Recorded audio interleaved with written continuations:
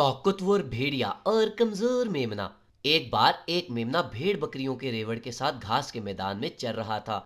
वो बहुत शरारती था, इसी वजह से वो रेवड़ से कुछ फासले पर फिर रहा था। देखते ही देखते वो अपने ग्रुप से काफी दूर आ चुका था और इस बात से बिल्कुल बेखबर था। मेमना बेचारा तो एक और बात से नावाकिफ था कि एक बहुत भूखा और चालाक भेड़िया इसकी करीब से पैरवी कर रहा था। भेड़ के बच्चे को जब कुछ देर के बाद ये मालूम हुआ कि वो अपना रास्ता खो चुका है और रेवड़ से काफी दूर आ चुका है, तो उसने वापस जाकर रेवड़ में शामिल होने का फैसला किया। अभी वो बेचारा ये सोच ही रहा था कि ताहम वो अपने पीछे खड़े एक चालाक और भूखे भेड़िए को देख के दंग रह गया। भेड़ का बच्चा अब ये समझ चुका था कि अब खुद को उस भूखे और चालाक भेड़िए के हवाले करने के अलावा कोई चारा नहीं है। भेड़ के बच्चे ने भेड़िए से पूछा, क्या आप मुझे खाने पीने जा रहे हैं? तो भेड़िया बोला, हाँ, मैं किसी भी कीमत पर तुम्हें खा जाऊंगा। तो भेड़ के बच्चे ने कहा, अरे बराहे करम, आप कुछ वक्त और इंतजार कर लीजिए। वो क्या है कि मैंने बहुत घास खा रखी है और मेरा पेट घास से खचाखच भर रखा है।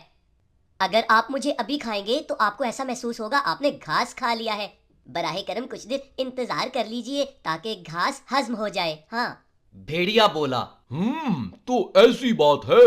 हाँ, वैसे भी तुम मेरे सामने ही मौजूद हो। हाँ, मैं कुछ देर तो इंतजार कर ही लूंगा। हाँ। अरे शुक्रिया, बहुत बहुत शुक्रिया। तो मेमने ने भेड़िए का शुक्रिया अदा किया। कुछ देर के बाद भेड़िया अब मेमने के बच्चे को खाने के लिए तैयार हो चुका था। तो भेड़ के बच्चे ने उसे दोबारा रोका और बोला, अरे अरे प्यारे भेड़िए, जरा रुकिए जरा रुकिए।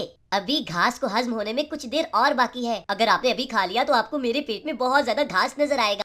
मैं थोड़ी देर नाच ही लेता हूँ ताकि ये घास हजम हो जाए और फिर आप मुझे आसानी से खा लीजिएगा। भेड़िया राजी हो गया।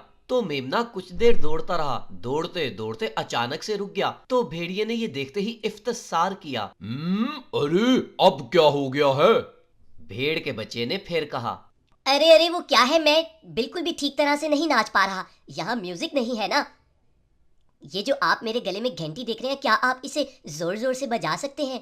वो क्या है, मैं म्यूजिक भी सुन लूंगा और तेज तेज रक्स करूंगा, जिसकी वजह से ये घास जल्दी से हजम हो जाएगा। फिर आप मुझे खा लीजिएगा। भेड़िए ने मेमने को खाने की ख्वाहिश पर कुछ देर काबू पा लिया। भेड़िया तो मेमने को खाने के लिए कुछ भी करने को तैयार था। ओहो, चलो चलो, तुम्हारी आखिरी ख्वाहिश समझकर ये भी मैं कर देता हूँ। हाँ, वैसे भी उसके बाद मैंने तुम्हें खा जाना है। हाँ। तो उसने मेमने के गले में बंधी हुई घंटी को पूरी ताकत से बजाना शुरू कर दिया। उधर चरवाहा बड़ी देर से भेड़ के छोटे बच्चे को तलाश कर रहा था। उसने घंटी की आवाज सुनी तो भेड़िए और मेमने को देखा। चरवाहा लाठी उठाकर भेड़िए की तरफ भागा तो भेड़िया वहां से दुम दबा के भाग निकला। ओह, भागो भागो भागो, भेड़ के बच्चे, तुम मुझे दोबारा मिलना, मैं तुम्हें नहीं छोड़ूंगा। ओह, भागो भागो भागो भागो। और मेमने की जान बच गई। प्यारे बच्चों, जिस्मानी ताकत ही सिर्फ काफी नहीं होती। कभी कभार कमजोर और जहीन लोग जिस्मानी तौर पर ताकतवर लोगों पर अपनी जहानत की वजह से काबू पा लेते हैं, जैसा इस कहानी में मेमने ने भेड़िए के साथ किया।